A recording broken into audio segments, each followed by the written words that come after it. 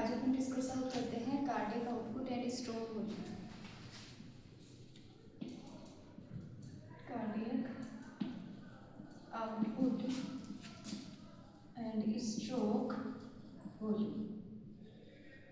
Cardiac output and stroke volume.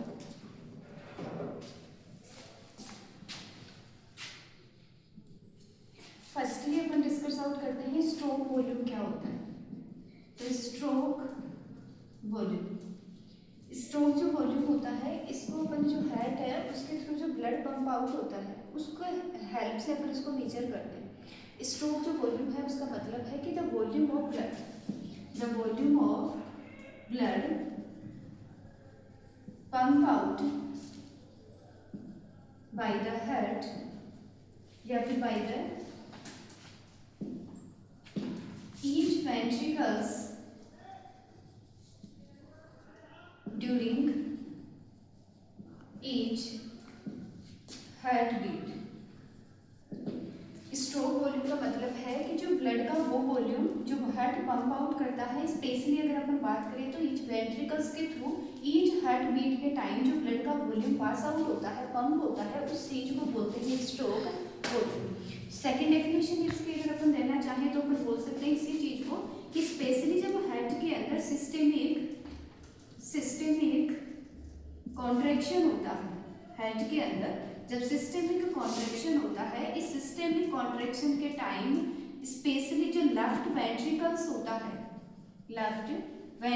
होता है उसके थ्रू जो ब्लड का वॉल्यूम पास आउट होता है, उसी चीज को बोलते हैं स्ट्रोक वॉल्यूम। तो स्ट्रोक वॉल्यूम क्या होता है? ब्लड का वो अमाउंट जो जब हार्ट के अंदर कॉन्ट्रैक्शन अकर होता है या फिर हार्ट बीट जब करता है उस टाइम पर वेंट्रिकल्स के थ्रू जो ब्लड पास आउट होता है उस चीज को बोलते हैं स्ट्रोक वॉल्यूम।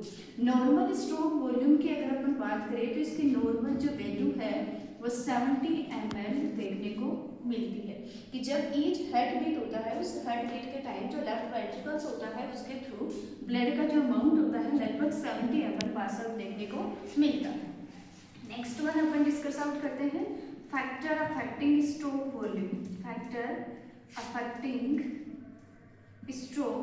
वॉल्यूम। कि स्ट्रोक जो वॉल्यूम होता है उसको कौन कौन से फैक्टर अफेक्ट करते हैं।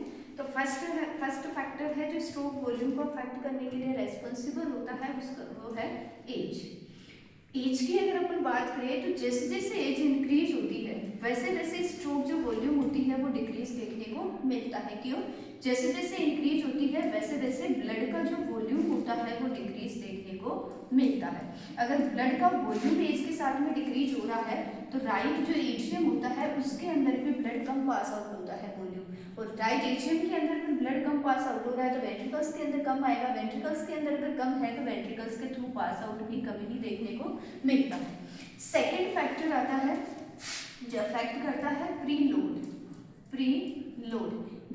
की अगर अपन बात करें तो ये प्री लोड इंडिकेट कर रहा है हार्ट के ऊपर कि जो हार्ट है उस हार्ट के ऊपर जो ब्लड है उस ब्लड का जो वॉल्यूम है वो क्या है? इंक्रीज है या फिर मोर वॉल्यूम के अंदर हार्ट के अंदर जो ब्लड है वो ट्रांसफर हो रहा है। प्री लोड मतलब आपका जो पल्मोनरी जो ट्रंक है उसके अंदर स्पेशली अगर अपन बात करें तो पल्मोनरी जो वेन है उसके अंदर ब्लड का वॉल्यूम क्या हो? इंक्रीज हो, या फिर सुपीरियर वेना केवा और इन्फीरियर जो वेना केवा है उसके अंदर भी अगर ब्लड का वॉल्यूम अगर इंक्रीज होता है तो उसकी वजह से क्या देखने को मिलेगा? प्री लोड होता है हार्ट के ऊपर वो देखने को मिलेगा। और यहाँ पर वॉल्यूम आपका ज़्यादा है सुपीरियर वेना केवा के अंदर, इन्फीरियर वेना केवा के अंदर, पल्मोनरी वेन के अंदर, तो राइट प्लस जो लेफ्ट एट्रियम होता है उसके अंदर भी ब्लड मोर अमाउंट के अंदर पास आउट होगा, और मोर अमाउंट के अंदर पास आउट होगा तो वेंट्रिकल्स के थ्रू जो ब्लड है वो भी ज़्यादा देखने को मिलेगा, पास आउट ज़्यादा देखने को मिलेगा। थर्ड फैक्टर है जो अफेक्ट करने के लिए रेस्पॉन्सिबल है स्ट्रोक वॉल्यूम को आफ्टर जो लोड है ये इंडिकेट कर रहा है कि ब्लड का वॉल्यूम अओर्टा के अंदर क्या है? ज़्यादा है, या फिर पल्मोनरी आर्टरी के अंदर ब्लड का वॉल्यूम ज़्यादा है। तो अगर अओर्टा के अंदर ब्लड का वॉल्यूम ज़्यादा है तो पास आउट होने के लिए वेंट्रिकल्स के अंदर ब्लड का वॉल्यूम क्या होगा, कम होगा, जिसकी वजह से स्ट्रोक जो वॉल्यूम होता है वेंट्रिकल्स के थ्रू जो पास आउट जो ब्लड का वॉल्यूम होता है वो भी डिक्रीज देखने को मिलेगा। नेक्स्ट फैक्टर आता है एक्सरसाइज।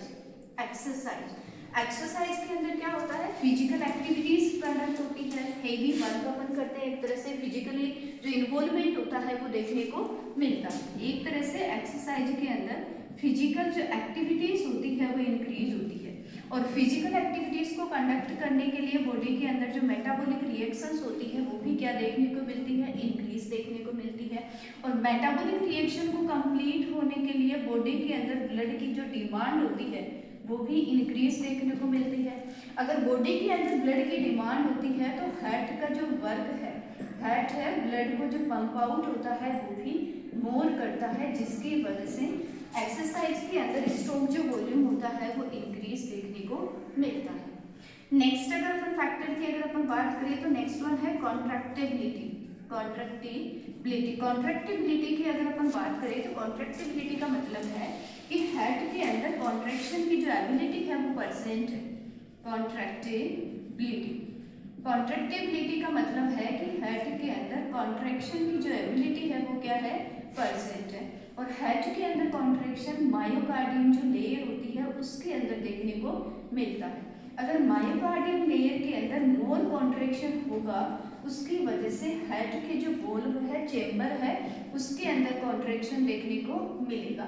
और हार्ट के वॉल्व और चेंबर के अंदर कॉन्ट्रैक्शन होगा तो लेफ्ट जो वेंट्रिकल्स होता है उसके थ्रू ब्लड का जो वॉल्यूम होता है वो भी मोर पास आउट देखने को मिलता है। तो कॉन्ट्रैक्टिबिलिटी की भी हेल्प से स्ट्रोक जो वॉल्यूम होता है उसके अंदर इंक्रीजमेंट देखने को